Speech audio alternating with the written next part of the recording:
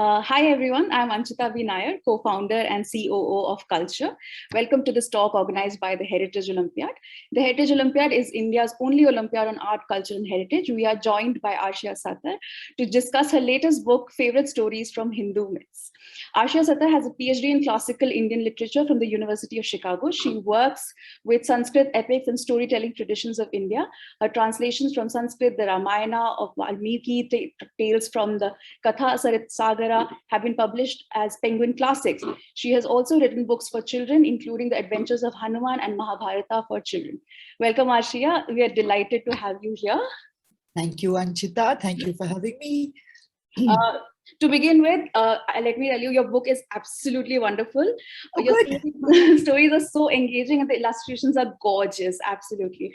Yes. So, may I just mention the name of my illustrator, Mansi Thakkar. She's an NID student. We worked together many years ago. I taught her. And yeah, I'm so happy with what she's done with the pictures for this book. They're just fantastic. Fantastic. So let me start with the most basic question. You had 8 of these wonderful stories. What led you to selecting these particular stories, and what was your motivation for these particular stories is what I want to know. Well, the book has gone through many iterations in my mind. How do you pick 8 stories? Why do you pick 8 and not 20 or 10 or whatever? So why we pick 8 is usually a publisher's decision, depending on the size of the book. It's very mundane. But the stories we pick are, the reasons are less mundane. Obviously, I love these stories. And I'm sure you're going to ask me which is my favorite story in the book. Without a doubt, it's Mahishasuramardini. I've always loved that story. It's also one of my most favorite sculptures. There's a beautiful one in Ellora. There's an exquisite one in Mahabalipuram. And I think it's an important story in our times. It is about vanquishing Rakshasas, the not good people, but it's also about women, and I think it's a very important story for young girls to become familiar with sooner rather than later. I love the story of Trishanku. Yeah. Hanging upside down. What an idea! Really, what an idea. Yeah. I also like very much the story of Indra. Right, the one with Vritra. So I think as somewhere in the core of this, these are stories about conflict, right? There's no good story without a conflict. But it's also very important who the conflict is between, right? So this brings up issues of divine and semi-divine, caste, higher caste people and lower caste people, gender, right. With identity politics now, and also woke and cancel culture, which are very much the buzzwords of your generation. In our country, caste and gender are center stage, as they should be, as they should be. And yet at the same time, I don't think the publisher Juggernaut or I wanted it to be a didactic book. So there's no sort of codicil at the end and said, what did you learn from the story? Did you learn that women are very powerful? Good girl. None of that, right? Because the assumption is that children are really smart, and they see things sometimes more quickly than we do. And so they should be allowed to read for pleasure, just like we do. We assume that only adults read for pleasure and children read for moral instruction. And, no, they read for fun too. So it's a combination of stories that say something that I would like to say, and also stories that have excitement and pace and energy, which children will enjoy. So, and also things that you go back and think about, why someone did what, and what are the consequences and things like that, and how sort of fine the line is between right and wrong, and how amorphous and gray the areas are between good and bad. I think that's really important, because we're so quick to judge, whether we're adults or children. And sometimes we just need to stop and think for a minute about what that judgment might be and what are we judging on the basis of. So, yeah. So what led you to the domain of children's books, when you started off with, Mahabharata for children or Ramayana for children? How did you decide, okay, this is what I'm going to do now? How did I decide this is what I'm going to do now? Well, I don't know. I think, in all honesty, the first I did a Hanuman book, as you know, and before that, I've done a couple of books for a non-commercial publisher, non-trade publisher. But at some point, after 35 years of being with the Ramayana, I just wanted to tell it my way. So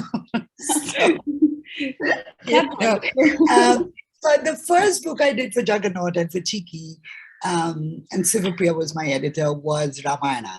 Okay. And I really, really enjoyed doing it. And somewhere in the back of all of this is that as a child, I grew up reading myths from all over the world. My parents, I guess they were interested or whatever, but somehow my bookshelf is still full of mythology books from when I was a child and when I was a teenager, and then of course now as an adult. I guess somewhere I was thinking like, wow, I had so much fun reading these. Maybe I should write them. And I've enjoyed it hugely. I really, really have. So, and I hope the people who read it also enjoy it. Yeah. Absolutely. I'm so glad you did, because I read it and I enjoyed it myself, because it wasn't talking down to me. That was the most important part of this. And that's very refreshing for children's books. So no, that's something that I've been very, very clear in my head about always. I'm not going to talk down to children, right? It's okay if the child has to be a little bit older to read the book on his or her own or their own. Yeah. It's okay if they, it takes them a while to sort of unpack what is in there, but that's okay, because I want these books also not to be just for this year or this summer. That's why I was so keen that the illustrations be different and attractive, because I want you to keep this book, and I want parents to read it as much as children read it. And honestly, I'm so clear about this, that 10, 11, 12-year-olds who I've pitched this book for, they're smart. Yeah. And they're thinking all the time. I mean, they are figuring out the world in ways that we have ceased to do. The older you get, the more secure you get. Oh, this is my world. Yeah, this is how it is. I don't need to think about it again. But for a younger person, for a child especially, the world is constantly new. Yes. And so they're engaging with ideas of good and bad, right and wrong, male and female, in ways that we have completely ceased to do. So you have to write to them like that. You have to acknowledge their intelligence, their intuition, their perceptions, their insights, all of those, So, yeah. So since you mentioned the illustration, I actually wanted to ask you, the illustrations are beautiful. Mansi Thakur has done a wonderful job. So how did you arrive at the style for the illustrations, or the concepts? Like, what did you have in mind when you approached her? Did it undergo changes in the process? Yeah. Well, what we decided to illustrate was largely up to Mansi, right? It's like, where do you find the action? What do you think what do you want to show, right? And so that was relatively easy, because, she's obviously a very sensitive reader as well as a great illustrator. And I think what we went through, she and I, for quite a while, is we didn't want the illustrations to be like Amar Chitra Katha. Mm-hmm. Right? We didn't want to show women in these ridiculous outfits with these impossible Barbie doll bodies, right? Obviously not. We also didn't want the illustrations to be, I'm going to say this very carefully. We didn't want the illustrations to be excessively Indian. Mm-hmm. Because these stories need to be read by children all over the world. Right? So in some sense, and these are stories that belong to the world. They are not Hindu stories. I mean, the book is called Hindu Myths, but because they come from within a Hindu universe, but the stories are open to everyone and everyone should read them. So the illustrations have to be something that a Japanese child or a Kenyan child or a Peruvian child can look at and say, oh, yeah, that looks like something I know. This is how goddesses look. This is how people who oppose the goddess look. This is how a guy would look who is hanging upside down. This is what a fine feathered bird would look like, So some amount of universality, but at the same time, how universal can you get when the story comes out of a milieu that is very culturally specific? Also, Mansi and I were quite sure that we wanted a particular look for the illustrations. We wanted it to look like watercolor paintings, not like manga or comic books or woodcuts or anything. So her palette is quite a watercolory palette. It's a paler palette, which is also a radical change from, And one of the things that we were super sure about, like no showing, dark-skinned people as asuras and demons, no showing men with mustaches as bad guys, or no showing goddesses light-skinned. We wanted to get away from the dark fair binary that Amar Chitra Katha perpetuates. Kids read this, so there's a number of political choices also in how we chose to illustrate. And I mean, Mansi is fantastic. I can't wait to do another book with her, actually. So. Yeah, actually, speaking about other books, do you plan to bring this out in any other languages, like regional languages? Because I think that is something that could definitely be done very quickly. And people keep asking us about regional language content, and that's something. Anjchita, would you like to be my agent? I don't actually think the publisher Juggernaut has thought about this, and honestly, until you said it, it never crossed my mind. But I think because we work, or certainly I do, with the prejudice and the assumption that people who read and write in regional, local bhasha languages are somehow closer to the older stories. It's the English reader and the metropolitan citizen who's been deracinated, as it were. Children are getting further and further from these stories and further from traditional ways of hearing the stories, parents, grandparents, and all that. So it never occurred to me that they should appear in other languages. But why not? I hope Chiki's listening. I hope Juggernaut is listening.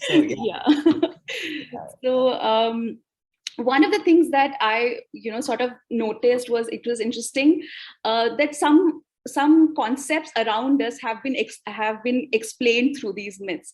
For example, where did the yawn come from? How did snakes get split tongue, or why do they shed their skin?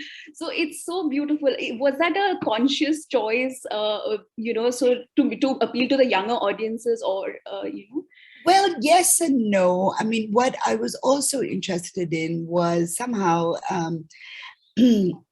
telling stories about the environment. So that's why the burning of the Khandava forest is in there, which is a pretty brutal story. That's why, how the snakes got their forked tongues, the churning of the ocean. So I wanted fire, earth, water, air, those kinds of things. But again, not in a didactic fashion, but to sort of, this is what is on children's minds, I mean, schools and, everything around them. And their problem is climate change. Right? And global warming and all that. And it's only when we're teenagers and slightly older that, caste and gender become more dominant in our minds. But for children, most immediately, they are thinking about recycling waste. They are thinking about, trees and birds and flowers. And why is it raining so much this year? And why are there wildfires in California? So And, I mean, all great myths tell you the reason for something. Why is this like this? Those are the myths that are perpetuated, really. Yeah. So that came more easily. The first choice was, let's talk about the elements. Let's talk about what constitutes the world that we live in. And so then you get, like, in the Garuda story, you get the splitting of the snakes' tongues, and why birds and snakes are enemies, and in the churning of the ocean. Oh my God, what do you not get in the churning of the ocean, right? And also then the sort of horror of Narasimha, the man lion, like what happens when it gets out of control, what happens when anger and rage cannot be contained, and they are manifest through an extremely powerful being, and the absolute wanton destruction of Khandava forest. And why did Krishna and Arjuna destroy Khandava? Because they wanted to build Indraprastha. Mm-hmm. Yeah, they wanted to replace it with a city. I mean, you don't even have to leave your home in India anymore to see exactly that, how many trees are being cut down because your city is building a metro, or next to you there's a big construction of like an apartment building or an office building or whatever. So Khandava for me in some sense was central to the book. Yeah. So, at Culture Week, talk about heritage education a lot. And, heritage education from an Indian perspective is about understanding the flowing traditions that are handed down from the past, or are traditions that are created in the present and will be passed on in one form or the other to future generations. Broadly speaking, about different kinds of heritage: tangible, intangible, and natural. Now, as we know, there is no existing curricula for heritage education. Do you think, or in your opinion, what are the best steps to sort of promote heritage education, getting students more and more interested in stories such as the ones that you are trying to bring forward? Well, at this time, I'm really glad there isn't a curriculum for heritage education, because you know what's happening to history, and you know how we are becoming increasingly a monotonic and monochromatic and monolithic nation in terms of our past, and our multiple cultures are being erased, and a single culture is being promulgated, really, not even just promoted. So it's great, I mean, that we don't have a culture curriculum. I don't know, I've been thinking about this a lot, Anjchita, since we had our little email exchange. What do I think about this, and how can it be effectively and honestly put into a school curriculum in a way that acknowledges multiple cultures, multiple people, multiple language, multiple heritages, So I think one place that I would like to start is to start using the word, the plural, heritages, languages, cultures, peoples, I think just doing that, if we can get younger people, younger children used to thinking in the plural, then already we are encouraging them to accept that there are many ways to be. There are many ways to be Indian. There are many ways to be a woman. Somehow we're getting to that with gender. Right? We haven't got to that with caste, and we haven't got to that with nationality, and God knows we have not got to that with religion, right? So at the same time, I think you're very right to say that this is a curriculum project. It is not like, parents will teach them, it's okay. No, I think I do think that educational institutions and larger social institutions have to take some responsibility for this, but it's a very dangerous business, because everything depends on who's doing it and with what political agenda, right? And what agenda about the past. I mean, if you were doing it I would have no trouble, but I can think of a number of other people who would really frighten me, because somebody like myself would be automatically erased from something like that. And apart from the fact that it's a terrible blow to my ego to be erased, I don't think it's a good thing. And we can't say, it's only about religion. Caste and gender are so much at the forefront of what we're talking about. And how are we going to include those heritages? How are we going to include reasonable, responsible, informed critiques of everything in the past that has not been good or right or pleasant or equitable. How are we going to ensure that critiques are taken as, critiques, not as hatred, not as, reason to kill somebody, right? So it's a really murky business. And, you think of, a country like the UK, which for years now, decades, has been tackling the problem of multicultural education. And how do you respond to the fact that the demographics of your classroom are changing? What used to be an entirely white classroom or predominantly white classroom in Eton or Harrow or, even your local public school, or grammar school, is now multicolored. You have people from many, many different parts of the country, and they are equally citizens. Yes. Right? That they participate in Britishness in various complicated and nuanced ways, right? Yeah. So even decades later, they're still struggling. And so I don't think there's going to be any magic wand kind of thing to it. But so I wish you luck. I mean, I really wish you luck.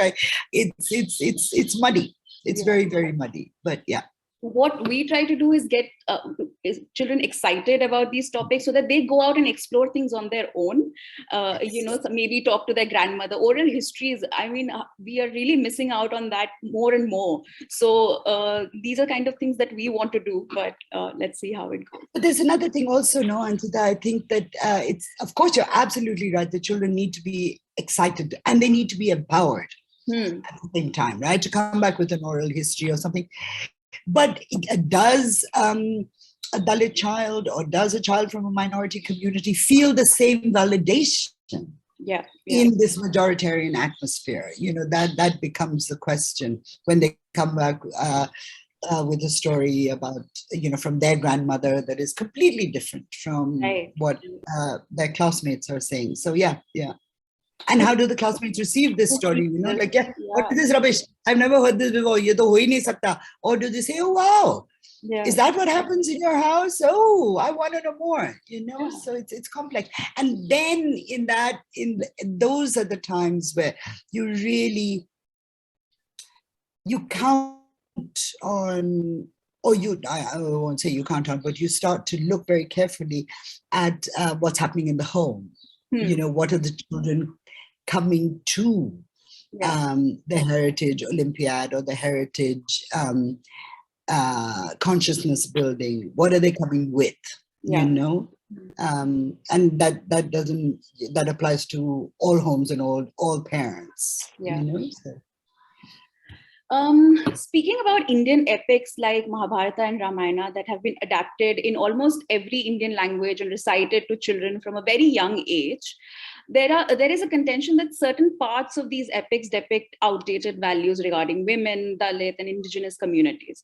Do you feel there is a need to make these texts more inclusive, or is it important to stay true to the original word? Well, first of all, they're not adapted in other Indian languages. They're actually retold, right? So when, Tulsi writes Ramcharitmanas, she's not translating or adapting. Valmiki is actually retelling it. And so is Kamba in Tamil. And so is Krittivasa and Bangla. And, you can go on and on. The list is endless. No, I think it's very important that we stay true to the text, right? That we present the text, qua text, as it is, and then ask the questions. Okay. Yeah. So what is wrong here? Is something making you uncomfortable? Why is it making you uncomfortable? How would you change that in your own life? We cannot present a sanitized version of the past. We cannot rewrite these texts. Okay, Mahabharata. I mean, really, Mahabharata and Ramayana, if you take caste and gender out of the mix, where's the story? Right. There's nothing to say. There's really nothing to say. If Hanuman is no longer a flying monkey, he ain't Hanuman. I mean, what is he going to be like? I don't know, like a pussycat, it doesn't work. So it's very important also for younger people to think about the past critically, not to despise it, not to hate it, but to try and carry what is good in it forward into their lives and begin to address the things that are uncomfortable and difficult, right? It's very, very important that, all this golden age stuff is just rubbish. I mean, no society ever had a golden age, right? Yeah. There's always ugliness. There was always inequality. There was always discrimination, whichever society you come from. Yeah. Even in these so-called matrilineal things which we present, or, the matriarchal society. What matriarchal society? You show me evidence of 1, 0, right? Yeah. Still, we aspire. We continue to hope that one day women will rule the world. No, but I don't think these texts should be rewritten to become inclusive. I think we have to present them as they are and raise the issues of what is missing. Right. And what makes us uncomfortable and what we think is wrong. And also remembering that we think this is wrong as 21st century citizens, right? Right. These texts are written in history, and we have to remind young people also that it is absolutely magnificent that history changes things. Yeah. Look where women have come. I mean, look at you and me talking like this, right? Yeah. Look how many more rights gay people have. Perhaps not in even 377 in our country has been removed. But, there's gay rights, there's gay marriage. Look at what is happening to transgender people. These are all very, very important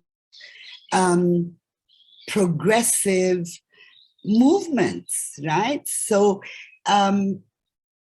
we can still look at the past and say, no, this was wrong, because now we know that there are ways to address this and it can be addressed, right? So, yeah.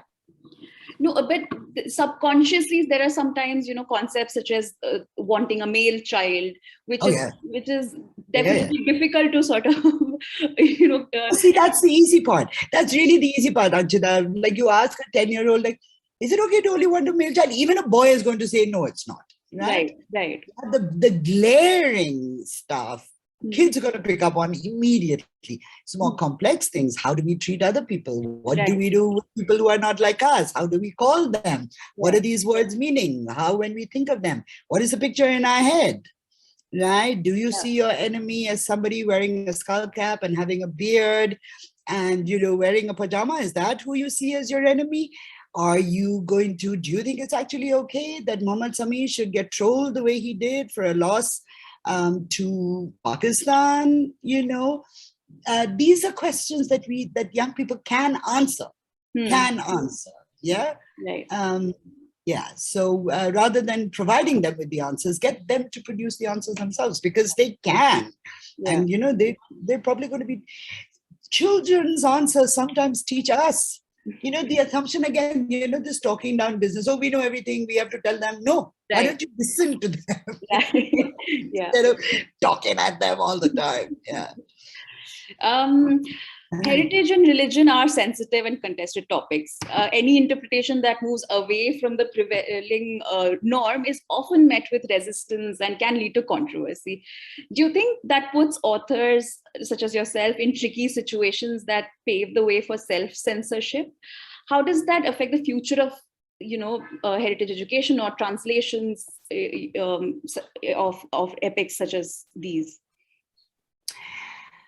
I think the first issue with self-censorship is very simply respect, right? You can be critical of something even as you respect it, or you can respect something and still ask questions of it. It ain't what you say, it's how you say it, right? Right. So I don't think self-censorship is necessarily something that has happened to us in the last 5 years or the last 10 years. Of course, it is ratcheted up hugely because now you don't intend to hurt somebody. You don't intend to be disrespectful, but anybody can say, hey, you offended me. And next thing there's an FIR and, you're in jail or whatever. But that's because our systems are falling apart. Our systems are breaking. It's not because, people have decided to be more offensive now. We haven't. But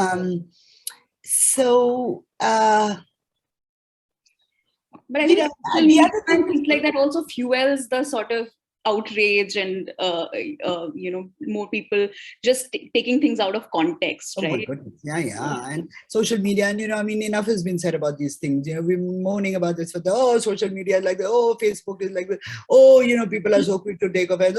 Twitter, it's not even worth talking about anymore. Yeah. We know that this is the environment in which we function. The other thing about self-censorship is that nobody speaks in private the way they do in public, right? Nobody writes the way they speak. Right. So there's already, I won't call it censorship, I'll call it differences in register. Right. Just even this conversation, it's very casual because you're making me feel very comfortable, right? But the same conversation can be had with a far greater degree of formality, depending on the medium, depending on who we're talking to, depending on what the purpose of it is, right? So we are constantly watching ourselves, right? In any case. Now, when that gets exaggerated to the point where you're afraid to say what you want to say, then we're in trouble. We're almost there. But at the moment, whatever. My echo chamber on Facebook is full of strong, angry, liberal voices, and I think that's the world I live in. I don't think that's the world I live in. I wish it were the world I lived in, but it's not. Right. So talking about social media and all of that, in an increasingly digital world where children mainly consume content online, do you think there are ways in which we could get children interested in books again? Yes! Yes, there are. One is to produce beautiful books. That's the first place to start. But children are imitative, right? If they see their parents reading, they're going to read. They're going to think, oh, this is something fun, or this is what big people do. Right. If they see parents who are not reading, then they think, oh, nobody reads, right? But, why do little girls want to quickly start wearing saris? Because mommy does it, big people do it. You see mommy reading a book, you'll also do the same thing, right? You'll even hold the book upside down, but you'll be, pretending to be a grown-up. So that's one thing. But, I don't want to say that, parents have to do this. They do, but it's not. Also, I remember when I was in school, right through till 10th standard, there was a library period. Right, where we went to the library, and in two of the schools, I went to many schools, and two of the schools that I was in, there was something called supplemental reading. Okay. Right. So if you were reading, for example, if your class textbook was Jane Eyre, supplementary reading might be Wuthering Heights. Or if your class book was Emma, then Sense and Sensibility, or whatever it was, right? And so we were in school systems nurtured the idea of books. And again, with supplemental reading and library periods, it's not for testing. It's just, this is how you expand your vocabulary. This is how you learn about other people. This is how you explore the world, right? Now the whole thing is like, explore the world, chal, we'll go to Singapore. No, in our time, we didn't go to Singapore. We read about Singapore. We read Enid Blyton. There's a whole other set of problems with colonial reading lists. But the fact of the matter is that in both places, in school and at home, there was a real, there was an elevation of the physical book, right? So I think that we have to do. I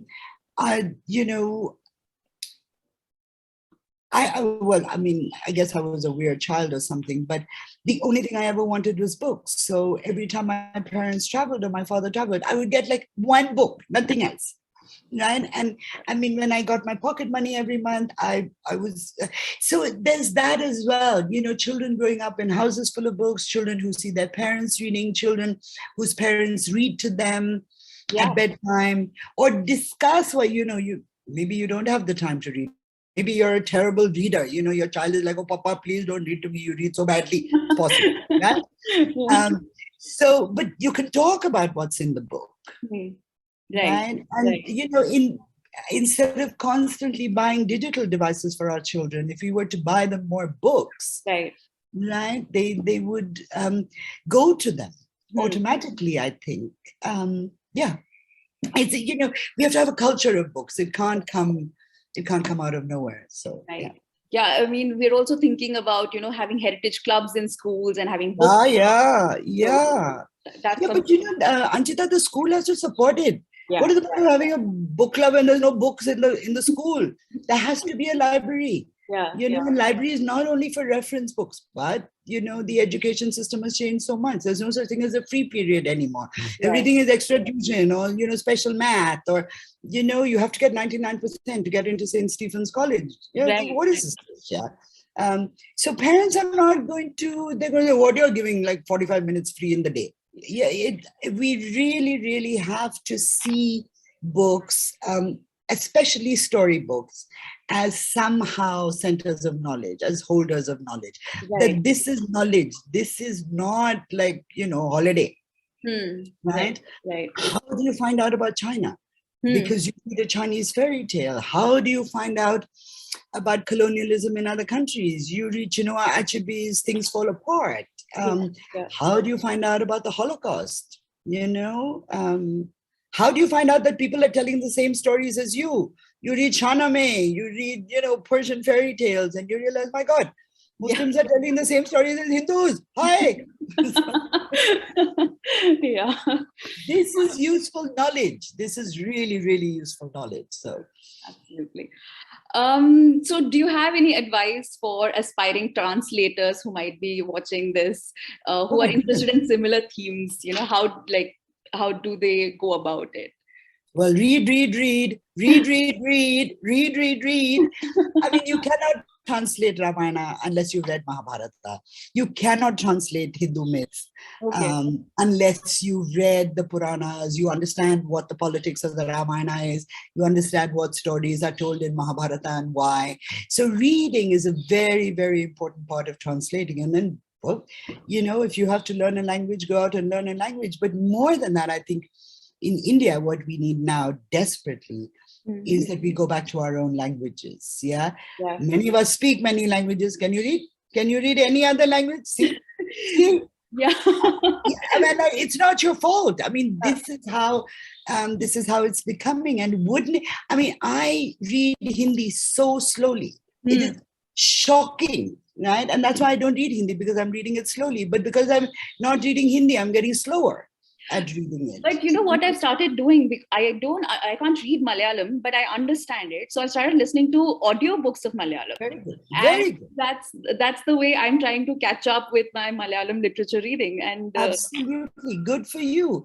But if you want to translate, you have to read. Yes. It's not enough but if you have the audiobook and you learn your alphabet, then you read along with the audiobook, and the double sense learning is faster than anything else. Because if we don't read in our own languages, people are going to stop writing in those languages. What is going to happen to literature? What is going to happen to culture? What is going to happen to heritage? All these things that are so important to you, right? Everybody talks about this, but these 2 years of lockdown, I learned French. I learned how to write and read Urdu. And I was like, I did nothing. I really couldn't do it. I was so, I don't know, my mind was fragmented, whatever it was. But people have and do continue to use their time in ways that enrich their lives. Sadly, I'm not one of them, but I think it is very important that we make that commitment to our own languages, not because we're parochial and nationalist and all of that, but because we care about words, we care about ideas, we care about multiple heritages. That's why we need to brush up on our own languages. I think I'm going to go change our Heritage Olympiad line to India's only Olympiad on the arts, cultures, and heritages. Very good. I'm delighted to hear that. I put under that read. What about any other works that you're working on? Is anything similar coming our way? Well, I had a couple of ideas that I was working on before this pandemic thing started, and they kind of splintered a little bit. I'm coming back to it. I have enrolled, you will be proud to know, pleased to know, I've enrolled for a course, a Zoom course offered by the Bhandarkar Oriental Research Institute in Pune, who of course produced the magnificent critical edition of the Mahabharata. So every day, 1.5 hours, hardcore, right? Every day except Sunday, right? We listen to very, very exceptional Sanskrit scholars talking about what's in Mahabharata. So I think I'm moving now towards Mahabharata. Also doing the children's Mahabharata sort of got me stuck in there. And I want to think about Rama and Yudhishthira and the Buddha, because these princes who give up their kingdoms and go in search of something else. And I'm interested in that sort of that dialectic between temporal power as a king and spiritual power as a teacher or a preacher. So yeah, I think I'm going to see everything happens according to what stage you're in your life. Right. So I'm getting old now. So I'm looking for Vanaprastha kind of thing or sannyasa kind of thing. My Gruhastha phase is over. So yeah. So I think I'm heading there. But I hope to continue to do books for children. I'd really like to. I enjoy that. It's good for me also because it forces me to use a limited vocabulary. Yeah. And it forces me to really think through and understand big ideas because I have to represent them to a younger audience. So what is dharma? What is obligation? What is love? Because again, these are not things we think about because we think we've got it sorted. But when you have to teach, first of all, or write, you need to unpack all of this. And and when you're doing it for younger people, you can't use big words like dialectic, for example. So thank you so much. This was so much fun. And I would like to tell our viewers that we are giving out 5 copies of Arshia's book, and for people who register before the 10th of November for the Heritage Olympiad. And Arshia, thank you so much for coming and talking to us about Thank you, Anjchita. This is such a fun conversation. Thank you so much. And good luck with the Olympiad. And, I'll see you somewhere. Yeah. Yep. Let me. Okay.